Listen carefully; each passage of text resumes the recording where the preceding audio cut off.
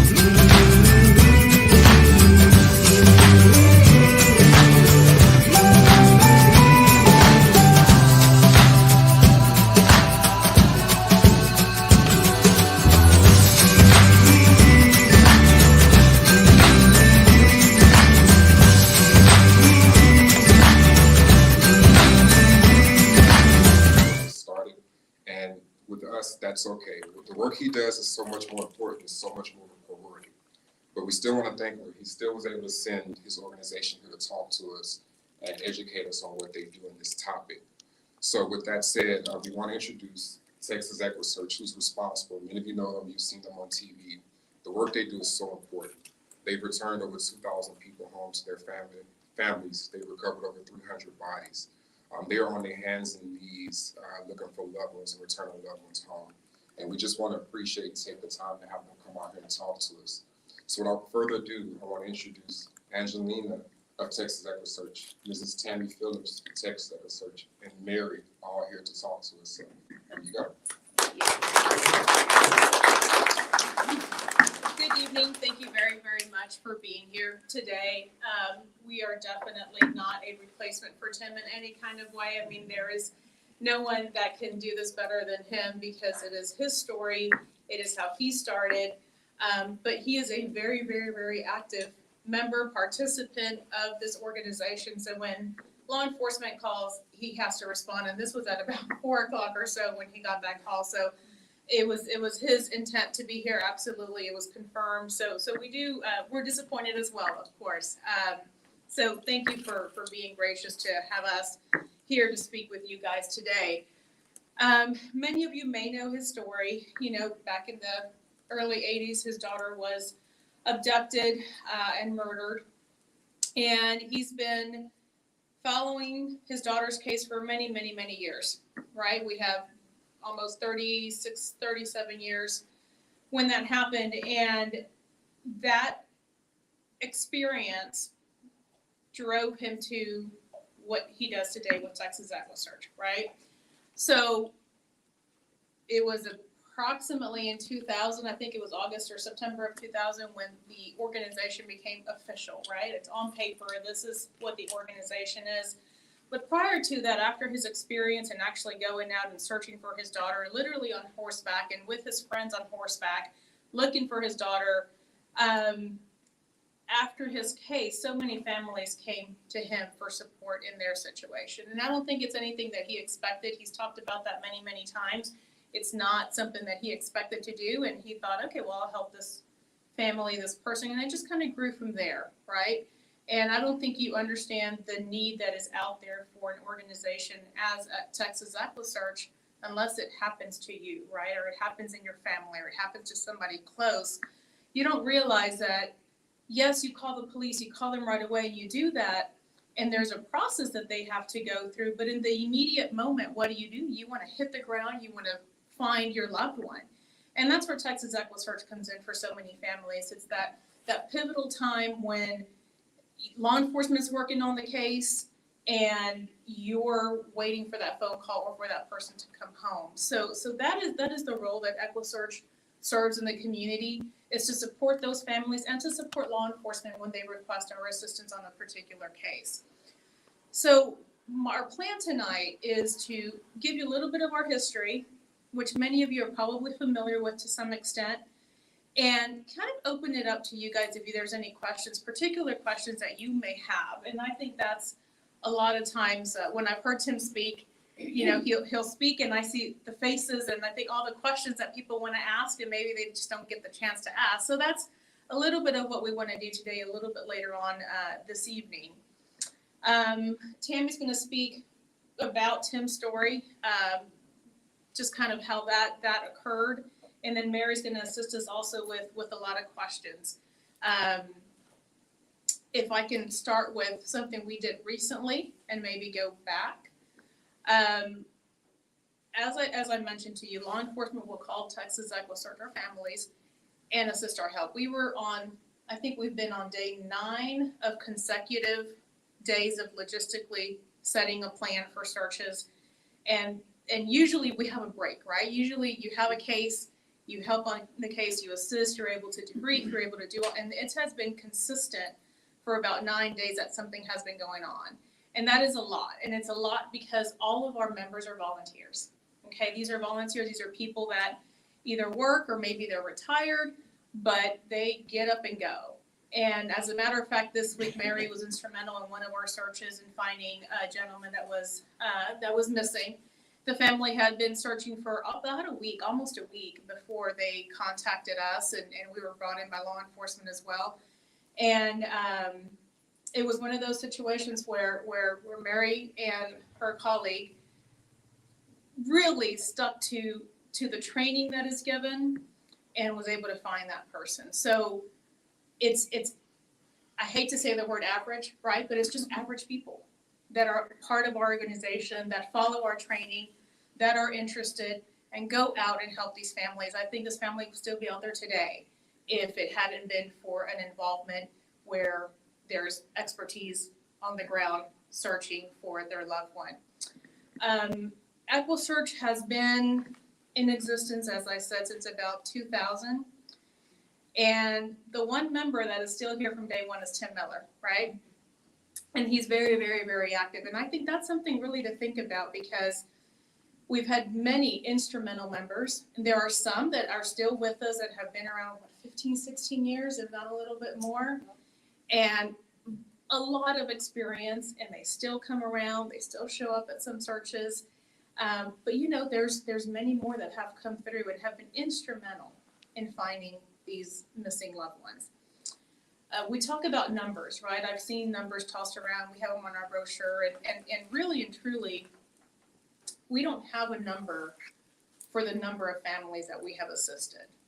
Because in many cases, it's not just finding and recovering a deceased person, right? And that's we're almost 400, 300 and somewhere in there of deceased persons since we started counting, right? Because Tim did so much with his group and his friends early on that I don't think that's recorded anywhere, right?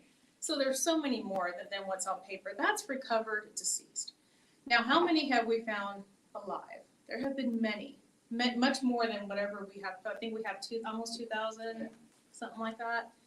It's way more than that because there's so many cases, and we can tell you just this week alone, the ones that maybe you saw on TV, there's 5 or 6 or 10 going on behind it that you don't hear about. There was a gentleman today that went missing.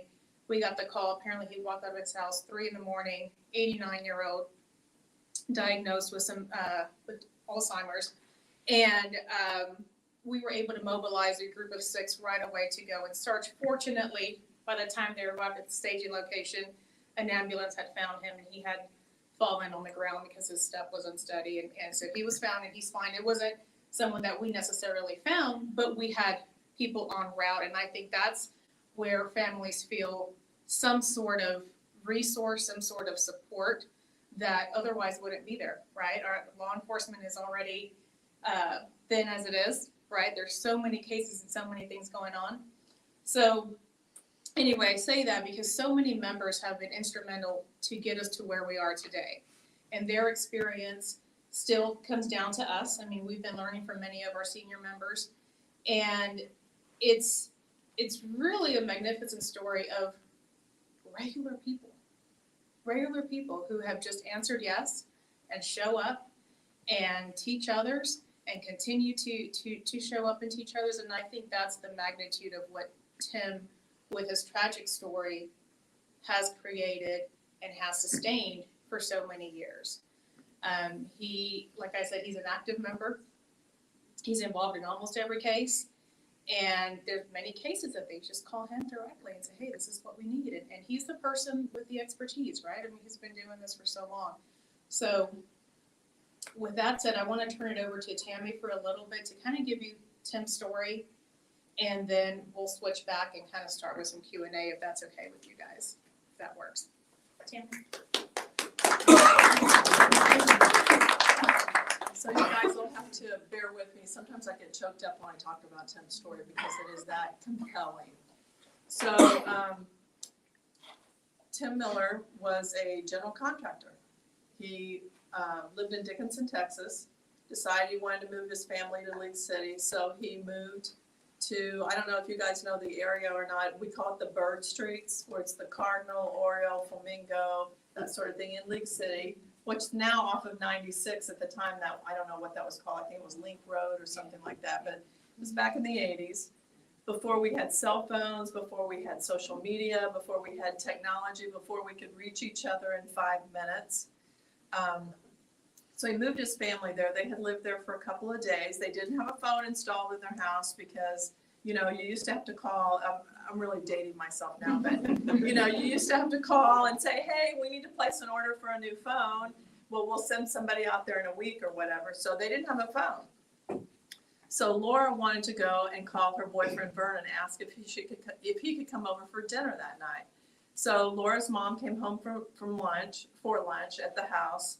And she said, you know, will you take me up to the payphone? So there was a payphone less than a mile from their house.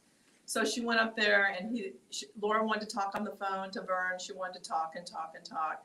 And her mom's like, hey, I'm going to be late for work. And she said, Mom, just leave me here. It's less than a mile. I can walk home. You know, and back in the 80s, you know, I know how it was back in the 80s. I don't know if things were safer then or we were just ignorant then, right? I don't think we heard all the horrible things that happened a lot of times. We just thought everything was safe. So, you know, okay. So she left Laura at the payphone, and that's the last time they saw her. What time was this? It was during the day. What time? I'm not sure the exact time, but it was her mother's lunch break. So it was during the lunch hour. So, you know, they all went about their business, not knowing that anything had happened to Laura. Tim comes home, Laura's not there. Mom comes home, Laura's not there. Didn't get too worried yet. They figured, you know, she's 16. She's out running around having a good time with her friends, whatever. Maybe she's with her boyfriend. Then her boyfriend shows up. And Tim says, where's Laura? And he said, I don't know. I talked to her about coming over for dinner tonight. So then they started getting worried. Laura had a seizure problem and took medication twice a day. And she was very religious about taking her medication because she'd had some, you know, she was 16 years old and in high school. She'd had a couple of instances where she'd had a public display of her medical problem. And that's embarrassing to a 16-year-old, right? So she was very religious about taking her medication. So they knew she wouldn't have just run away. Well, they reported it to police and they said, go home. She'll be home before too long. She's a runaway. She's 16 years old. She's probably out, you know, messing around with her friends or whatever. Well, she didn't come home. You know, we didn't have social media back then to spread the word like we do now, like we utilize now to find a lot of missing people. There wasn't a lot of emphasis on missing persons at that time. So as a parent, what do? I mean, you don't plan for something like this to happen in your family, and most people don't know what to do. Well, 17 months later, they found her at the Texas killing fields, and she wasn't by herself. There was another body discovered at the same time hers was. And prior to that, correct me if I'm wrong, prior to that, a girl named Heidi Fye had been found at the same location. And then after the two girls were found, Laura and the other girl, at the time when Jane Doe were found, there was another body dumped in the same place. And at this point, no one's ever been charged with those murders. You know exactly that spot where the adoptions occurred for these 4 girls? Law enforcement knows. Oh. Tim knows. I don't know the specific. It's in that area, all that same We area had there. no clue. We heard about stuff over by the horse stables. It was very near there. It was, so at the time, I'm driving around, where is all this happening? Right, it was very near there, off of Calder Road. And actually, there's a memorial there today. Magnolia Creek Baptist Church owns that property out there. And they put a very nice memorial in the back to all 4 of the girls. The 2 girls that were listed as Jane Doe and Janet Doe have since been identified through technology and through advances in DNA. They've been identified and their remains have been returned to their families. It was many, many years. What was it, 17, 18 years before they were identified? Yes. Do they suspect if it's all the same person that Yes. in there? Yes, we do. Anyway, that's just a little bit about Tim. So if you can imagine, as a parent, what do you do at that point? Don't go to sleep. Right. And Tim went down a very self-destructive road for a while, as you can imagine. Prior to that, he lost a son, crib death. So this was the second child he had lost.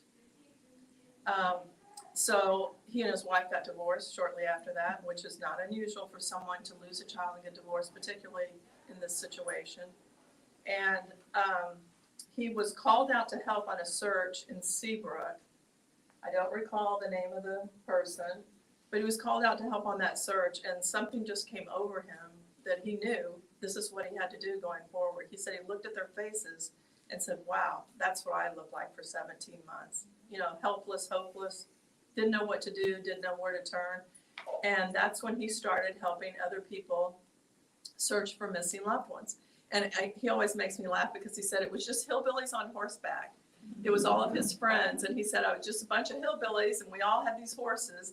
And someone said, hey, have you ever thought about using your horses to look for missing persons? Because, horses can give you a different perspective. You're up higher and it's amazing how much you can miss either when you are high and not looking down low or when you're low and not looking up high. So that gave him a different perspective. Well, EquuSearch, like Angelina said, EquuSearch officially began in 2000, and he expected to do 2 or 3 searches a year. We get, I wanted to say 2 or 3 phone calls a day, but now it's even more than that. I mean, some days the phone just rings from, the time we get to the office till the time we leave. I mean, it's very sad. Overall, about 600,000 people a year go missing that are reported to law enforcement. It's a shocking number. Now, the fortunate part is about 95% of those people end up showing back up within 2 or 3 days. But what if you're the family who has the other 5%? That number does not comfort you. Well, you got a 23% recovery rate. Yeah, at least. We don't really know what our true numbers are. I think they're a whole lot better than what On they your are. stuff. Yeah. But what do? Nobody is ever prepared for this. And right now, law enforcement is spread so thin that they call us in many times, and we have a lot of resources. We have access to, we don't own a lot of this equipment. We have access through our volunteers to planes, helicopters, canine groups that help us out, drones. Of course, our great, what we were kind of made upon, in addition to horses, what we were developed upon was foot searchers. We have a lot of foot searchers. And I don't know if you guys followed any of the Gabby Petito story when she went missing. I was shocked to find out that during the search for her and Brian Landry, was it 8 or 9? 9 bodies were recovered of missing persons throughout the areas where they searched. 9 bodies. And those were found by different groups, different volunteer groups, different law enforcement groups.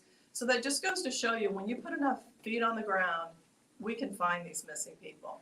But that's what we need right now, are boots on the ground. We need more volunteers, and I'll talk to you a little bit more about that in just a few minutes. But, EquuSearch has certainly had their ups and downs through the year, but one thing is constant, and I know people get upset. Probably Leonard got upset with us because sometimes it takes us a day, a week, a month to return a phone call or an email or whatever, because when we get a call for a missing person and we have enough information that we feel like that we can make a difference, we drop everything. We drop everything, which is not great on the business and fundraising side, but you know what? That's what we do, and that's the priority. Somebody called the office the other day and said they wanted to talk about this, that, and the other, and I said, you know what? We're right in the middle of some searches right now. I'm sorry, but you're gonna go right to the bottom of the list, because searching is our priority. Finding missing persons is our priority, and we drop everything when that happens. So tomorrow, Angelina and I will probably be in the office answering our hundreds of emails that we've not gotten to. And I'm sure some people are upset with us, but just know that we don't ever try to ignore anyone. We just want to make sure that our mission is our priority, and our mission is to find missing persons. The other thing I want to talk about is volunteer opportunities. So we always are looking for volunteers. You know, I used to work in advertising, and I sold yellow pages. That's really dating myself. That was before the digital age ran us out of business. Anyway, it was a great job. And we used to tell customers, business owners from yellow pages, that you're going to lose customers no matter what you do, because some people are going to move away. Some people are going to pass away. Some people are just going to get disinterested in what you're doing.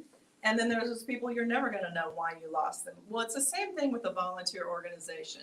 You know, people move away, they get different interests, time changes, their life changes. I know myself, I joined back in 2015 as a volunteer, but I wasn't a real active volunteer. I went on 3 or 4 searches, and then I got busy. Life happened. I had a full-time job. I had teenagers at home, teenage girls, God only knows. You know what that'll do to your life.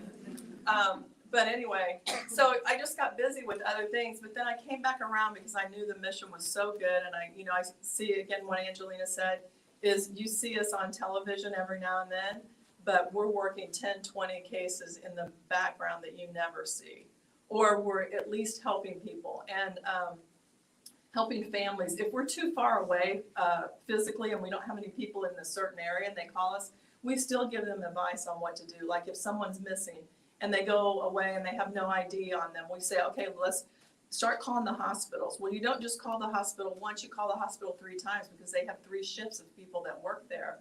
So if somebody comes in and they don't have any identification with them, you need to make sure you're hitting every shift, because you don't know, a nurse may have seen them.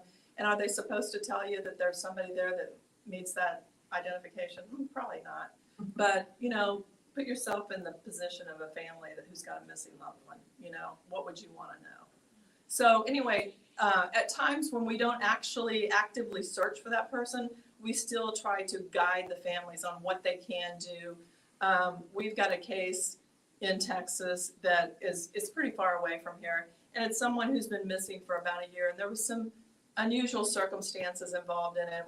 We think this person probably left on their own accord, but somewhere along the way they became lost, and the family feels like no one's giving it any attention. Well, part of our advice is you need to go to the media in your area. Let's bring some attention to it. You know, call law enforcement every 2 or 3 weeks, ask them what the developments are in the case. You know, so we try to guide families through some of those things that they don't know what to do, because obviously nobody knows what to do until this happens to you. But again, our volunteers are so integral in all of that we do. And we have volunteers that do lots and lots of different things for us. If you want to search, if you have any of those, if you've got a pair of boots, you can come and search with us. Boots and a walking stick. And gloves.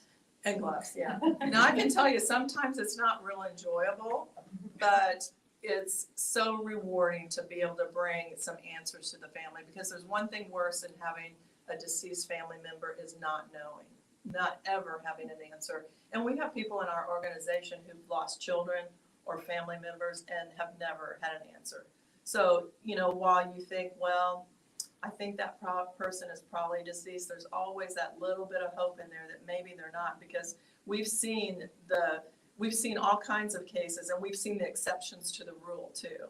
You know, we've seen what we think could happen, and then we've seen the outliers where that's not what happened, and they're still out there, and there's still that bit of hope. But it's a cruel situation to live through for years and years and years, not knowing what happened to your child, not knowing what happened to your brother or your mother or you know, any family member. It's very, very difficult. So we try to, if nothing else, bring them answers, or at least give them support and give them ideas on things that they can do to help their family situation out, and to help any searches that they put together on their own, because, you know, it does take a village for sure to do what we do. So if you're interested in volunteering, we have an application on our website. It's a $25 a year membership fee. You can send it in the mail, or you can pay for it on our website. We have volunteers that do all sorts of things. We have volunteers that we want to have volunteers that go out and speak to crowds like this and get involved in crowds like this. We have volunteers that just help us with fundraisers. We have volunteers. We had somebody come in a couple of weeks ago, and all she did was address thank you cards to some of our donors. We wanted to acknowledge some of our donors, and we just sent out thank you cards and, you know, put a stamp on them, took them to the post office. So we've got volunteers who help us do a lot of different things. And as our volume increases and the phones ring more and more, we need more and more volunteers. And what happens once you become a volunteer is you go to a new member orientation and training. I'll let Angelina talk about that a little bit more. But we put you on a call-out list, and we use an automated system so that when we have a large-scale search and we need a lot of boots on the ground, or we need ATVs. We don't use horses much anymore. They don't like this heat in Texas to be out on pavement and out in unusual terrain. And we don't have to feed them, and we don't have to clean up the poop either after we leave. So ATVs are a little more friendly most of the time.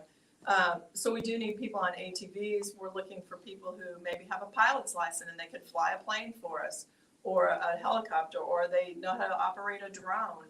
I mean, we have volunteers that do all different types of things. We have volunteers that help us organize fundraising events. So we've got a lot of different things. So I always like to have, I call it the right butt in the right seat. I always like to have people, what do you like to do, and what is your skill set? What can you bring to the party? And that's what we'll let you do, because we have a need across the board for volunteers. So if you have something that you feel like is your strong suit, let us know. And you want to become part of our organization, let us know, because we can find something for you to do. And no matter what we do, whether it's putting a stamp on an envelope or putting our snake boots on and going out and walking, 5 miles trying to find somebody, it's all important and it all matters. And every dollar that we can raise matters, because, without, a lot of times we'll get the question, well, why do you need donations? Because you're an all volunteer organization, right? We have, our phones are answered 24/7, so we have to pay the answering service. We have a website that's hosted. We have to do our taxes every year, darn it. So we have to pay an accountant. We have to have insurance. We have some vehicles that belong to the organization. I mean, there's a lot of different things once you start looking at what it costs to really operate a volunteer organization. If we do searches and it's out of town, we pay for overnight lodging for our volunteers. I mean, that's the least we can do, right? So there's a lot of expenses involved. And there's been times when EquuSearch has been flush with money, and there's been times, most of the time, when our bank account was about this big. And there's a funny story that I'll share with you, and then I'll turn it back over to Angelina. I think when Tim first started EquuSearch, they had gone to, and I'll probably get some of this wrong, but this is the gist of the story, is there was somebody had a motorhome. So instead of having hotel rooms, they were going to use the motorhome, and they were going out of state. I think they were going to Louisiana or Mississippi. Well, when they got over there, they had to call one of our supporters and say, hey, we don't have money to put gas in the motorhome to get back. So not long after that, somebody in the organization got a credit card, and we charged all the search expenses on the credit card until we could start raising money. And that's how EquuSearch began. But that didn't stop Tim Miller. He still went on searches, whether the money was there or not. I don't know. He probably crawled home half the time to, get back from a search. But I mean, that's the level of devotion he has to the mission of what we're doing. So we would love to have any and all of you as volunteers if you guys are interested. And even if you're not interested in being a volunteer, you can follow us on Facebook. We've got about 120,000 followers on Facebook, and you would be surprised how many great tips we get on Facebook. We try to monitor the comments all the time so that we can look for tips, because we do get a lot of good tips. We had a situation where there was a guy, gosh, it's been over a year ago, it was right before Christmas. His family said he went missing from a hospital in Houston. He was from Corpus Christi. Somehow he ended up in a hospital here. He'd been missing for 2 months. They thought he was here, and we were trying to put a plan together to start trying to figure out what we could do to help them here in Houston, because, you know, if you've been gone for 2 months, that really doesn't help us a lot as far as narrowing down a search area. So we shared his poster on Facebook, talked about where he was from, what he looked like. A nurse in Corpus Christi called us. He'd been in the hospital for the 2 months as a John Doe 2 miles from his house. Yeah, but she found out about that through our Facebook posting. And even though we have 110,000 followers, that's not enough. So every time you see our post, if you share it with your network and share it with your network, then it grows exponentially. And we get, like I said, we get a lot of good tips. We have people who see our postings and call our office. We get a lot of anonymous tips that maybe people wouldn't call law enforcement and give them for whatever reason. Maybe they're in this country illegally, maybe they've got a police record, maybe they're afraid of someone, whatever. Sometimes we get calls and they're anonymous calls. We don't divulge the information other than the tip, but not who called and, none of the phone numbers or anything like that. Because, that's kind of part of our tools is that we get anonymous tips and we work with law enforcement on those tips, but we don't divulge any of that information. So if you have any anonymous tips you want to call us, we're good with that. We're good with that. But that's a little bit about the volunteer side. It's so important to get volunteers. And again, after a while, people move away. They might lose interest in our mission. They might find something else they're interested in. Their life changes. So we have to continually be replacing our volunteers because we have, again, Angelina talked about, we've got some longtime, really terrific volunteers. But sometimes life happens and people's circumstances change. And sometimes people that want to be part of our organization just can't, or their life changes. So we need to always be replacing those volunteers, just like we replace those Yellow Page customers, right? So with that, after I've dated myself, I'm going to turn it over to Angelina and let her talk about some more specific cases. So have any of you heard of any case that we've worked on in the past week? Okay, one, few people. How many cases did you hear about? About 2? Okay. So here are some numbers, and this is why that statistic is completely wrong and our numbers are off. From Saturday to yesterday afternoon, we've had 26 cases, 12 open, 12 closed, so 12 that we recovered or solved in some kind of way, 14 open, organized, 5 searches, 3 recoveries, and working on 3 new homicide cases. That is literally Saturday to Wednesday. So when you hear of a case, just know there's so much more going on and many more cases going on. Is that case nationally or just Is that Texas? It varies. Most of them are local, meaning Texas, not just Houston, but most are local. And then there's quite a few that are out of our area or our region, but the majority are local. I mean, that's just the reality of it. But 26 from Saturday to Wednesday, that's a lot. So yes, go ahead. Tim Miller is the director and founder of Texas EquuSearch. His daughter is Laura Miller. Correct. My grandmother went missing in that same field. Really? Edie. Oh, Edie was your grandma. She's my grandmother. Oh my God. Did they find it? They found her Well, body. I say pleasure to meet you because we've heard of her her daughter who had a daughter, which is you, right?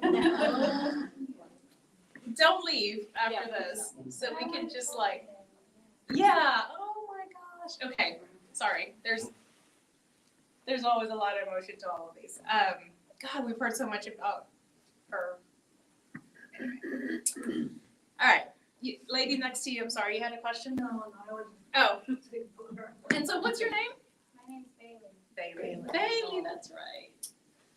Ah, that's hard. Sorry. All right. Let's just open up just a tad for some questions. So if any of you have questions, yes. Yes. Do you want to start the Q&A? Are we okay with the live Q&A? With the live? I think we're fine. Okay. We'll be fine, thank you. Are you getting questions from the public as well? Is that part of it or no? Okay. I'll let you know if we see You'll any tell of us. that. Okay, yes, ma'am. Is there anyone that's salaried, like, does Tim get any kind of salary? So as of, well, I wanna say June, we have 2 employees and a half, because she's part-time, but she's really full-time. But officially, we are employees, and that's kind of a new thing, because there was someone who worked in the office with Tim for years, and she passed away suddenly, did a great job, passed away suddenly. And I think anyone who's ever been in a business or worked in a business or worked somewhere that someone crucial in your organization kind of just goes away, and she did because it was quick and it wasn't expected. What was I gonna say? Sorry, I got distracted. We lost a lot of knowledge there. Yes, and then that's it, and then there was just volunteers who were gracious enough to show up and answer the phone and things of that sort, but it was just volunteers, and so it wasn't until last year that we became official, and we started as volunteers, all of us, I mean, it was just a volunteer effort, and it kind of grew into Do you that. have a physical location that you're outside going that you meet into So- a little building place? So we have, Your office? there is an office, and it's the original office of Texas EquuSearch, which was actually Tim's construction office, or his construction shop. And literally half of it still is, because there's a bunch of tools in it. But anyway, so it's his original construction shop that once he started EquuSearch, and I think it was even just before EquuSearch with the Laura Recovery Center maybe. But it was still a construction office. It was still a construction office then, and he converted it to half of it to an office. And that's where we still are. It's in Dickinson, in the oldest shopping strip in Dickinson, in the back alley. Okay, it looks like a mural, but it's a real office. So that's where we are. But we don't keep regular hours in the office. No, but you have a place, Yes. I don't know what you're storing or what, you gotta have some place you put some, you incorporate. Yeah. We data, keep all the Yes, searchers in there and just. Domain for everyone and who works. Yeah, so I say that as kind of a joke, but you'd be surprised when we get calls sometimes, the expectation is kind of like, okay, you have them all in one spot, right? Like, release them now, and that's just not how it works. I mean, our volunteers are everywhere throughout the city, county, et cetera, state, country, et cetera, but that is our office, yes. Don't you have trouble keeping your trailers with all your toys and stuff in it to use? Do we have trouble with it? Yeah, it seems like they're always getting stolen and stuff. It has happened. There was, I think it was on a search. A couple of our volunteers' trailers and ATVs were stolen. It happens. Law enforcement is very aware that sometimes we go into areas that are not safe, so to speak, or have a high rate of crime. And, you know, they provide us support at times, but there's not always that support available, right? Because, I mean, they're busy with their own cases and whatnot. So it has happened. So we have a little system for it now, but it's always a risk when we park somewhere. That's why we always have a search coordinator on site that's carrying just in case, because we've had cars broken into, our volunteer cars broken into while we're on a search. You know, it happens. This is the world we live in today. And most of the equipment and everything belongs to the volunteers. It's not Texas EquuSearch, it's Most. the volunteers bring their own equipment, most of it. Yes, sir. I got it late, but did you talk about Madeleine Hawley, did y'all? We have not. Are you not? We can. Do it. What you did, what happened down there? What Do you you- did? Tim has. Do you want to? Let's let Mary talk. Yeah, about let's let Mary Madeleine talk. Hawley. She was involved at that time and I was not. I wasn't there, but Tim has talked about it multiple times. Oh, you know what? That's, It's underneath. Here, come over here, Mary. But Tim has talked about it multiple times, to all of us, and, does everybody know the backstory of Madeleine Hawley? no, there's some no's. What are we talking about? Yeah. So Madeleine case. Holloway, there's a case that Tim worked so much on. Yes, in 2006, I believe, she went on a trip with her graduating class to Aruba. And, yeah, might be coming back to y'all. But, so they went out to a club, the night before that they were supposed to leave. All her friends made it back to the hotel. She did not. She left with a male, actually 3 males. Urine Vandeslope was the one that is suspected of murdering her. She has unfortunately not been found. Tim went, 5 or 6 I times. think it was like, Did boat searches, did ground searches, everything that he could possibly do to find her. He has actually been really, really close with her mom, and she kind of developed a group in Alabama after helping out with a search recently last year. And so he kind of became close with that family because they know what it's like, and he knows what it's like. He has not been charged in her murder, unfortunately, because Did he murder somebody else? yes, Yeah. Vanessa, I don't remember her last name, but Vanessa in Puerto Rico, I think it was. Yeah, there you go. And yeah, he was convicted of her murder, but they're still fighting it. And they're still looking for her. She has just vanished, and he won't give up where she is. There was a thing with, on 48 hours about that, they believe that they may have burned her, and then spread her ashes, and that's why they cannot find it. But he stabbed somebody else in prison. And Yes. I had just heard about that not too long ago. He's on the bad path to death. Oh, yes. He's not gonna be exonerated. You're in Vanderslope? The guy on Yeah. Tim Miller. how's he reacted He's dead. when Tim Miller's not dead, is he? No. Everybody. All right, so here's the thing. The guy that murdered his daughter just got released from prison. How's he reacting to that? Pretty freaking pissed off. Well, yeah, because Tim's belief is that his daughter was absolutely not the only one. Right. And How do you, but how do you reconcile how do you that? get closure on that judge? What business is, there's a lot of people that freaking judge and that went through the judge's decision. Well, Release I don't on know. good behavior. Do you know, if you all know Andy Kahn at all, he's with Crime Stoppers in Houston. Yeah. He's fighting some of this mandatory release and some of the bails that get set for people that are charged with capital murder. It's a political issue that we don't get into. Yeah, but We stay away from politics as much as possible. You're here in vain, helping Yes, people with it's life. We gotta go through this. right. We're made to help each other. But when you do that, that's not healthy. I understand. I always tell people, we're not the solve it people, we're the find them people. So we try to do as much as we can to find missing persons. And then we just have to have faith that the system will take care of the other part, because we can't do that. right, But the It's cop, not in that our- cop, Yeah. there's always gonna be somebody gonna do what they shouldn't do after things happen. Yeah, A lot of bad things happen to good people. it does. all the and time. It's just part of accepting that fact, which is hard. I just want to know he just got out a few months ago. Well, he's in a halfway house right now. Oh, but But he'll be up in front of the parole board in 3 weeks to get released out into the public. And I can tell you, we believe it's pure evil. oh yeah, And anybody psychopath like that, you don't get stabbed in prison. You wonder how the hell they survived that.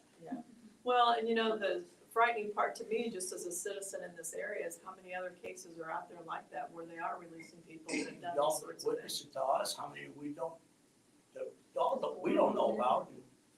You're getting phone calls all the time for help. Yep. It's difficult to reconcile for sure. Is there a particular case that we have worked on that you're aware of that you wanted to discuss? I know that your special interest group, maybe you guys discuss this within your groups or yourself, or you have a particular interest. Is there one in particular that you would like us to discuss, and we'll be happy to as much as we can? Is there one in particular, or do you names on them, just such a random. do what? Name a few of the cases. Okay, let's see here. I looked a lot into the Mickey Shunick case. I would love to hear more about her and more Okay. about it. Okay, well, again, I wasn't there. I don't have enough information about that one, but Mary's kind of our historian, our research expert. That's right, but, what I know about that case is, she went missing in Louisiana. There was this guy, I do not remember his name, Ryan, I believe. So this was in 2010, which is actually the same year that Allie Lodeser from Spring, Texas, I don't wanna accuse anything, but, that she went missing also. Their cases were similar in the way that, he owned a pickup truck and he picked up Mickey. I do not know how she. Ran over her bike. Well, we have boxes and boxes of search documents from that case, because there was hundreds and hundreds of volunteers that came in and helped, look for her. I do believe that he was convicted, and charged. Now, after that, he went to Spring, Texas, and his vehicle was found burnt, not long after Allie Lodeser went missing. There's some kind of connections to that one, but, yeah, so that's all I know about that one. I know her face, everything. Did y'all help on a Jason Landry? No, we were not involved in that case. We were brought in at one point, law enforcement. So the way that we typically operate with the case is a family, many families, family may call us. That doesn't mean that we can take immediate action. One, we don't know if the case is a homicide, right? Or if there's a crime involved. And even if to a family member, it's like, no, of course not. They're just missing, just go find them. We have learned over time and with experience, you just never know, right? So we can't just get involved right away. Same thing with law enforcement. Law enforcement will call us, well, then they're calling us, they're involving us. And sometimes it's so specific where, no, you can't post about it, no, you can't say, and it's very private. So in that case, although it would seem like everyone can just run and go in there and just search, it's not how searches are typically ran. So we were not asked to assist on that case initially. We were brought in at some point, I think several searches had been done, between law enforcement and maybe other search agencies. And then they called us in one day for a very particular area, just a small area they wanted us to look at. And I know some volunteers went out for that, and then that's it. So we have not been involved in any other phase of that investigation or search. We also get called occasionally to do evidence searches by law enforcement, because we don't work any cases without the request or the approval of law enforcement. Again, what Angelina said, we're not the solve it people, we're the find it people, and we don't know if it's going to be just a missing person or if it's gonna be a crime involved in it, so we have to be very careful about that. And we don't wanna step on law enforcement's toes. They're doing a great job with what they have to work with, it's just they're shorthanded and they need additional help and additional expertise, and sometimes we have that to offer. So in their investigation, they may know that there was a particular weapon used, and maybe the person was recovered, but not the evidence to actually tie, the suspect and et cetera. So we've been, guns or knives or clothing. I mean, just anything. So those are evidence searches. Those are very interesting because they're very, very meticulous. And we will not, or at least our searchers and our teams will not know why a certain piece is so critical, so you have to be very, very particular. Everything you have to mark, and then it's determined, police will determine what was useful and what they needed. Yes. Are you working on the case of the black girl that came from California and supposedly went to a club and applied for a job, but maybe she didn't, and they found her cell phone somewhere? Felicia Johnson. Okay. Yes, we are involved in that case. Law enforcement has requested our assistance.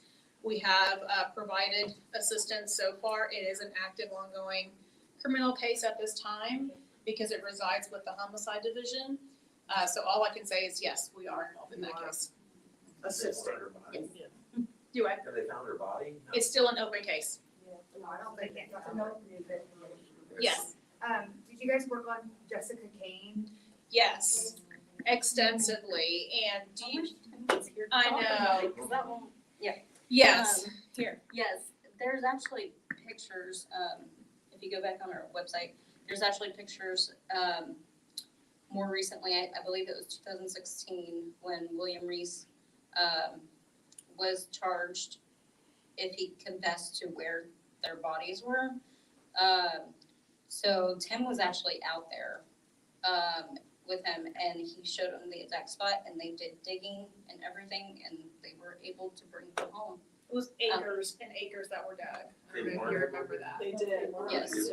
Her, Tiffany Johnson, Laura Smithers, and I might not remember the other one. But, yeah, which, that case is kind of a little bit personal in a way that Laura Smithers, my sister, knew her and went to the Houston Ballet with her. So I grew up knowing about Laura Smithers' case and just seeing her little pamphlet on our, desktop. I knew there was something dark that happened to her. I just didn't know what until I got older and my family explained to me what really happened. So that's kind of how I kind of tie into all this. But yeah, so that one is very sensitive to, especially Tim. Tim will never ever forget that case. No, there were acres and acres and acres dug. Tim was present the entire time. And Tim did speak with William Reese, is that the correct pronunciation? William Reese. And in their conversation, the one thing that Tim will always say is, there was a question and William Reese said, what you need to know is that people like me have no remorse, right? And that has stuck with Tim always, There are people that may kill out of passion, there may be an incident, and then there's people like him. How did they sentence him? What was his sentence? What was his He was sentence? like, Wasn't it life? Yeah, because he actually gave the location of where the girls were, so that was kind of the agreement there. They took the death penalty off the table for that. Right. How about the Candyman in Heights? Was that before? Yeah, so actually that case, I don't know if I should say reopened or was resurfaced last summer, right around August. And yes, it did at the request of the Pasadena Police Department, which is where the case resides. And we had some information. We were asked to get back into that case. A lot of research was done, a lot of research. A lot of addresses came up. A lot of people called in with specific places, addresses of where certain people were buried or may have been buried or et cetera. So we had several searches that were mostly digs, or I shouldn't say mostly, they were all digs. And unfortunately, many of the ones that we were pretty certain there was a body, those areas have been developed by housing developments and businesses. So somewhere throughout their digging and development, I'm sure that all that evidence went. So it was on top of like 30, 50 guys they found in that boat. Do I? Oh, there's more, yeah. More. Oh, yeah. We believe there's more, yeah. And This is crack. and we, for those of you that, I didn't know about this, I moved to Houston 25 years ago, but I never heard of the Candyman until just recently. He was a serial killer here in Houston. At the time, it was the biggest serial killer case in the United States.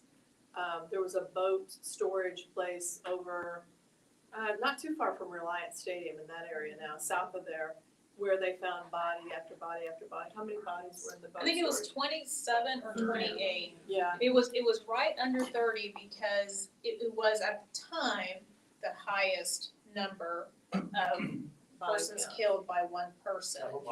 and then there was also a location in High Island, and there was a location by Sam Rayburn where they retrieved bodies. Didn't Yeah. they recently just find more victims of his, maybe like a couple of months back or something? Not, no, Okay. no. Dean Dean Floral. Floral. What did you say, sir? I'm sorry. In a boat storage place, somewhere right off of Preston there by South, Sam Rayburn High School. Uh-huh. They found a boatload of bodies there, the way I understood it. Yes. I mean, just remembering back when it The- was all going on. At the time, I think the number was 27 or 28, and there is there's belief that the search ended then at that number because, well, at the time that was the record, right? Casey had So you hit the 33. record. You remember Casey? Yeah. He had 33. Which Casey was after. Oh, okay, so No, this is 73. it was after, yeah. Yeah, right. He So- actually, No, he actually was inspired by Dean Kroll to murder, because he did the same way that his ties, it's kind of sickening to talk about, but the way that he would do bondage, he was inspired to do his murders based off the Dean Kroll murders. There's always a copycat. Mhm. Always. But you have to remember back in the day when Dean Coral killed his victims, we didn't have the internet, law enforcement agencies didn't have the connectivity they have today. So if there was somebody missing over here or murdered over here, they might not connect it to somebody else that was This missing team. or murdered over This here. We're so Yeah. much more advanced. Yes, for sure. In some ways, and then you see what society does, and it's like, really? For 9.5 years, and, they have come so far. We've only been like. Who did you say? I'm sorry, I didn't hear that. I said, my husband and I worked with Pasadena Mhm. Police for like 9.5 years, Mhm. and we were not fully on the payroll, but we were Yeah. volunteer. And, we went through a whole lot of stuff, we had to go to police county, everything, okay, but, we had access to a lot of things and some FBI stuff, and, but, they have really come a long way, they just don't have the manpower. That's and the exactly stuff to right. Cover it. And society is And breaking down. society. Yes, Wow. yes, yes. Nowadays, And yes, technology has helped so much in so many different ways. There's just- But then there's also many laws that prevent the use of that Exactly. technology many Exactly. times. And, there's something that people call us to tell us, have you not pinged the phone? Haven't you pinged the phone? Ping the phone, right? On TV, they do it in an hour and solve the case, Right, right? you should just be able to ping the phone. Well, what people don't realize is if you are a missing person, there isn't necessarily, you have the right as an adult to disappear. Is what it comes down to. Yeah. So there is no particular, police are not allowed to just go and start requesting your records and pinging your phone and figure it, that's just And they not, there's so many runaways too. right, right. So unless there's probable. Does it come down to privacy? So unless but unless there's probable cause, then the case is like, okay, probable cause that this person may have been killed, there may be a crime involved, and the case moves over to homicide. At that point, those detectives are able to request records and do those types of subpoenas and search warrants, but you can't do that as a classified missing person necessarily. There's always little caveats, but you can't. And so no, we can, and law enforcement can just start pinging, and that's just not, and it comes down to privacy, right? It The comes Criminal down- Minds is leading us in the wrong direction. They're not pinging everybody in an hour. That's right. CSI's wrong, yes. Yeah. What considers the case to be reopened? Some evidence or some suspicion, or when you get a call, hey, we're going back to work on this one now. Yeah, What- so what- law enforcement will call us and say, hey, we've reopened this case, or we got new evidence on this case, or we have new technology that may help on this case. And based on that, we were able to figure out that this person was here on this day, and there's a field back there, can you go and check that field, right? So one of you guys could ping on that, we'll overlook this. No, Right. not ping or overlook, it's the fact that when we search, and let's say if we don't find whatever it is that we're looking for, and, law enforcement continues their investigation. And if they're not able to find what they're looking for, and even if they bring us back in and they still can't, a case eventually becomes a cold case, Right. in a sense, right? So until there is a reason to reopen that case, either technology, information, a confession, or et cetera, that's when law enforcement may call us in on a case if So they, you're connected. based on their Any little information. substance that may trickle, you respond, Right. and you get your players in place. Is there a law of detecting a body under the ground? So, things. So there are two different things. One is a ground penetrating radar, and it looks like a lawnmower, but it has like a sonar. It has a device on the bottom that you do go over dirt or an area, and it'll pick up aberrations. So it's up to the What's an ground, aberration, like a bone? like a thing, Like right? there's something. Does it have a little yellow screen that shows? Yes, it has a screen, and so the expert, which would be the ground penetrating radar expert, they will understand what those aberrations mean, right? So they'll say, well, this is really, really awkward. This probably shouldn't be here. It's not natural. There's something there. And then they'll give us certain coordinates and say, these are the ones that need to be looked at. And you dig. And then you dig. But Correct. is there like a little wand thing too, that, or just the lawnmower? There's a lawnmower and then there's the drone. There's a drone that has very particular software. So let's say it's someone who recently disappeared or someone who recently may have passed away, but we know what they were wearing, etc. And we know it was a red shirt, for example, okay? That color can be programmed into the drone, and the drone be flown over an area and pick up that particular color. It'll give us coordinates, and then we send the ATV team Even or on the dirt, well, that's above. So then you can send your ATV team or your foot team out to that particular coordinate and verify if it's an actual shirt or the body or maybe just a surveyor flag, right?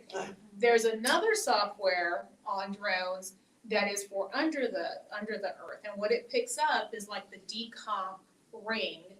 It can pick up the body too, but usually at that point you're looking at decomp. And so which decomp will leave kind of a ring. It's an aberration in the earth, and it still has the thermal sensitivity to it, so the drone will pick that up, and depending on the size of it and the location and based on the information you have, then you go and you search on that particular ring of the thermal imaging. So yes. What kind of search techniques do you guys have when it's like a big, large scale? Because the thing that always gets me is like the police say an area has been searched, but I'm like, I can lose my keys in my house and never Right. find them again. So how can you definitively say this is searched and they're not there? Right, so there's different levels of searching and different levels of saying it's searched and clear, right? So let's say we're asked to search for a body, and we know that the body would have been there a week, okay? So at that point, you know that there is a pretty large amount of something that should still be there theoretically. The environment will matter and change, but theoretically, right? And you have a particular area. So in something like that, you're gonna do a grid search, which is a very close search. You're gonna be kind of close to each other, and you're gonna go, yeah. And you're gonna go and you're going to search that quadrant, let's say, right? So let's say law enforcement has an acre, but they give you this one quadrant, okay? Well, our role would be to make sure that there is nobody in that quadrant. So we're gonna turn in a report that says, well, we've gone to these particular coordinates, this is the area, and we cleared this, but you know what, there was this one pond in there, we couldn't get into that, that is not cleared, right? If we have the same request, same area, but they're looking for a knife, okay? Much smaller, maybe the knife is even kind of buried in the ground. We're gonna search closer and slower, but we cannot necessarily say, oh, it's 100% cleared, because that's gonna be an object that could be buried that we just can't see, and there's not really gonna be a disturbance in the earth.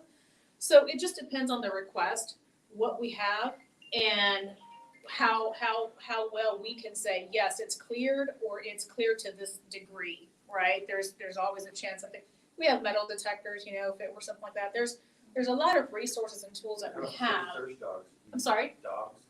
Yeah, so we partner with another organization that has search dogs, and those can be either cadaver dogs or trailing dogs, scent dogs. So your trailing and scent dogs are for live searches. So someone is alive and lost, okay, kind of like the search last week in Katy, alive and lost, and so for that you would have a scent or a trailing dog. If it's a cadaver, you're looking for someone who we're pretty sure passed away 6 months ago somewhere in this field. Then you would have a cadaver dog. So we have time for one more question, so we'll answer one more question. Does anyone Yes. I have a question. It's still about, it's dog. Little girl named Casey, the dog, I think, when she was 11, 12 years old. She was abducted. Yep. This man and the wife, put her at the shed in the backyard. She was there for 18 years. Yes. It was for 2 female detectives. She had 2 kids by then. That's all. Yes. I actually read her book that she had. It's amazing, isn't it? But Yes. she had time. Last one. The amazing thing is that it can really happen, right? You know, over periods of time, you think that people can lose hope. Luckily, your family never gave up. Right. Never gave up. I do believe that the wife of the guy who kidnapped her was about to get released recently, is what I've heard. She cooperated with him. Yeah. But She- if it was for 2 female detectives suspected, if it wasn't for them, she was still there. Nothing. Right, and that's similar to the case of Elizabeth Smart. Everybody knows Elizabeth Smart, and also the 3 that went missing in Cleveland. Unfortunately, this does happen, but thank God they were alive. And what their mission is now is to help others. I know J.C. Dugard does do the horse therapy. Yeah, to help other victims. And so, yeah, I remember that case, so. Our last question. Next question, go ahead. So you guys talked about the benefits of technology, but like, you talked about the search last week, and Katie, I was on that Facebook page and I would notice like one person saying, we're gonna search here, and another person saying, we're gonna search here. So does that deter from y'all's coordinated grid search at all? So it was fascinating to be on that search, and I'm gonna tell you why.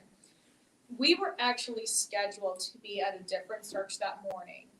So we got called in by precinct 4, literally on a route to the other search. And so I diverted the team over and we went there, and they said, okay, we have these law enforcement individuals or officers at your disposal, wherever you need to send them, let's figure it out. What was shocking in that area was that there were no cameras. It's almost like everyone felt so safe in this neighborhood that the lack of cameras was mind-boggling. I mean, really and truly, because in something like that, yes, the immediate assumption is she had to have gone into the park because that's where she would take her dog and et cetera. But usually we try to find, kind of where she went. And luckily this one neighbor, at least we had the direction, right? And anyway, so day 1, it was still coordinated to the degree when we first started, right? Because it was like, okay, we're gonna hit the park. We sent the team into the park. They started there. But before you knew it, the community started coming by. And where can I go? They started coming by. Where can I go? I'm gonna help. I'm here to help. I'm here to help. And law enforcement, and I have to give them a lot of credit for this, because you always have to be, there's a lot of rules, and many people don't know this, but that's actually federal land. So there's other laws that apply, okay? So we had actually secured permissions because we were going to be on a different search. And so, anyway, I say all of this because there were many, many moving parts. And at one point, law enforcement said, you know what, let's let them do it, that's okay. And so they even allowed them to use ATVs, like the community, which is a big no-no, especially in that area. We had to secure permissions to do that. And so we were the only ATVs out there. So of course the community's like, well, I have an ATV, I have a bike, I have this, And they all showed up. And it was really, really, really heartfelt. It really was. So kind of midday, the search parameters kind of changed.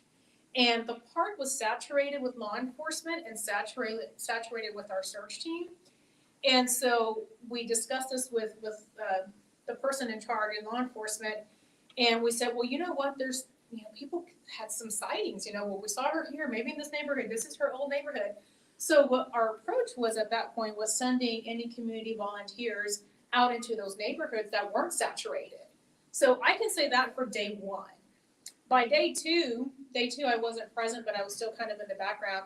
By day 2, it was just a full-on effort. I think all the rules came down, all the laws came down. It's like whoever and whenever. we were still coordinated with who we had and where we were sending people. So within our responsibility and the realm and the area that we were given, we were still coordinated and understood where we were and kind of how far we got and what we cleared and what we didn't, what was pending, you know. And for us, there, you know, that Thursday, I think it was Thursday, right? Bad weather was coming through. And as an entity, we have to take certain precautions that a private citizen necessarily doesn't have to, right? You're at your own risk kind of thing. And we had to stop, we had to pull our searchers out, let the weather go by, and then that's the evening that this family, they said, we've got to go out there, we've got to go, and they went, and it was beautiful.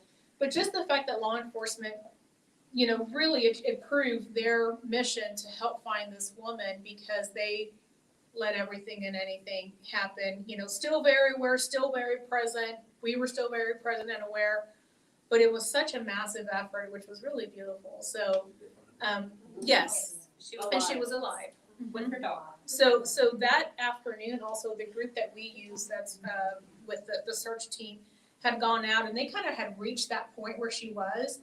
But because they started at ground zero, which is what you do, you start where the person went missing from, the dogs, they had already alternated the dogs, and they were super exhausted and dehydrated and tired. So they got kind of to the area where she was, and then they had to stop and pull out. And then another scent dog, I think it was a friend of the family, they had kind of reached that area. So it just so happened that when this family went out, they said, well, let's just go back to where the dogs kind of went, you know, and they kept on, and then they heard that bark, and that was it. So it was beautiful. We were honored to be a part of it. We really were. So can I just end real quick, and I'll finish and then I'll turn it over. I just want to thank y'all. Talk all night. Yeah. I just want to thank y'all for being so flexible and for staying here and listening to us and asking your questions. And I hope that we have at least shed a little bit of light on what Texas EquuSearch does, on Tim's story, and what we continue to do and want to continue doing it. So whatever support you guys can provide in terms of continuing to spread our message and spread what our mission is, we would be very grateful. And we just want to thank y'all for your flexibility. We really do. So thank you for that. We thank you for what you do. We just want to, again, give another round of hands for this. The work that they do is very important. And for those who came later, tuned in late, Tim Miller unfortunately couldn't be here. He got pulled by the FBI. But we would much rather him be there doing what he does best than be here, because that is so important. And we want to thank you again for sending the team here, Angelina, Mary, Tammy. They worked so hard. And when I got that call from, I think it was Tammy, and I got the call from the person, my mouth dropped. I couldn't believe it. So I was so excited, and they were very excited to come here and do this. Tim was very excited to come here and talk to us. So again, we just want to thank you. Thank you, guys. And on behalf of Evelyn Meador Library, we just want to give you a token of our appreciation to take home and to have at your